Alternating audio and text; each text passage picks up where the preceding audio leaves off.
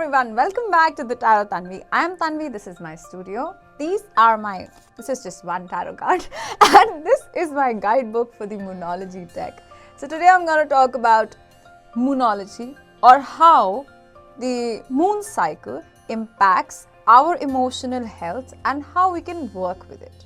However, before I go on and talk about this, I would just like to say that in case you would like to book a personal reading with me, all my links to my website, my YouTube channel where I upload free readings and talks, and my Instagram are in the description of this episode. So please feel free to contact me.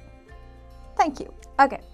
So like we know that, we have, even in Hindu mythology, and we celebrate Purnima and the positions of the moon. And when it comes to spirituality, you must have heard a lot of people talk about new moon manifestations and full moon releases.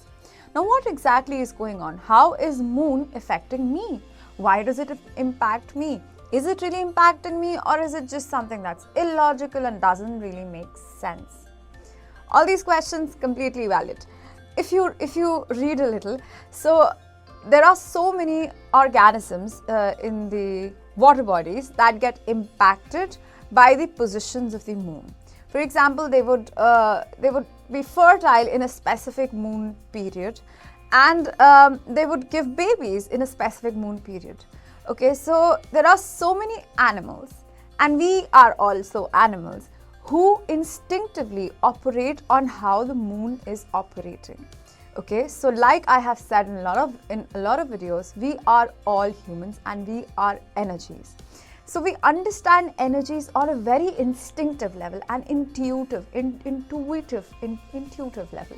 Okay, so it might not make really sense, because this sense and logic is something that's very constrictive and sort of restricts our growth at times. However, the idea of understanding the moon cycles comes with the idea of understanding your psychic abilities and understanding how your body truly functions in its most animalistic form, in its most basic form, and how you can expand your consciousness beyond these five senses just by working with the moon. So I'm going to talk about two main phases. That's the new moon and the full moon. So the new moon and the full moon, of course, it depends on which sign it comes in.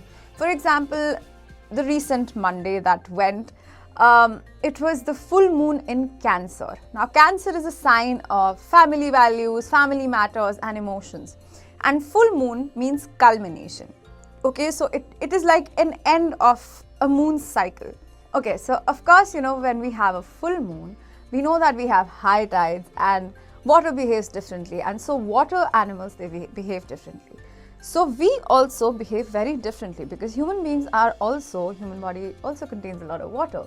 So our body is also deeply impacted by the full moon.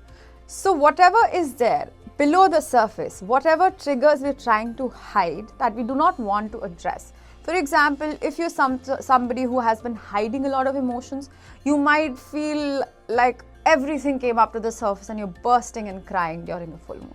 If you're somebody who's a very happy soul, then you might feel happier during a full moon. So whatever you are at your core comes up to the surface and sort of magnifies during a full moon.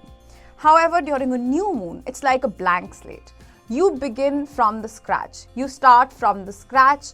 You sort of like go back to zero and you begin again. So that's why new moons are good for setting new intentions, That's why new moons are good for setting new intentions.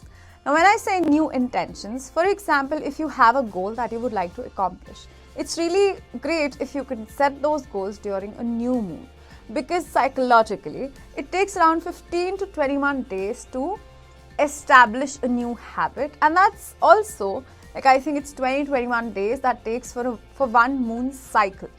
Okay, so understand that this is a great time for you to create new habits, and during a full moon, whatever is under the surface sort of gets released. Okay, now coming to tarot, we have the Moon card, which talks about intuition. The Moon card is a major arcana, and the Moon card talks about things that are not really visible to the naked eye, or things that are sort of deeper than what we think they are. The Moon card always talks about following your intuition before it makes sense. Okay, now coming to your reading, I have already pulled 2 cards to save time. So the first card that we have is the Queen of Cups, and the second card is from my Moonology Oracle deck, which is called Blue Moon, which says, believe in the impossible. So the 2 cards combined together. The Queen of Cups talks about being the queen of your emotions, okay? Having so much, like telling your mind that you control your mind and your emotions do not control your life. The Queen of Cups also is somebody that's very focused on what she wants to do in her life. Of course, this is not gender specific, so you can have whatever sexual orientation you have. You can belong to any gender or no gender at all.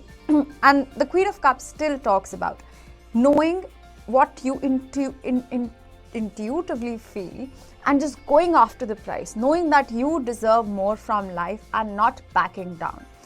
And the Moonology card is like a perfect validation that when you follow your intuition, it will make sense in the hindsight.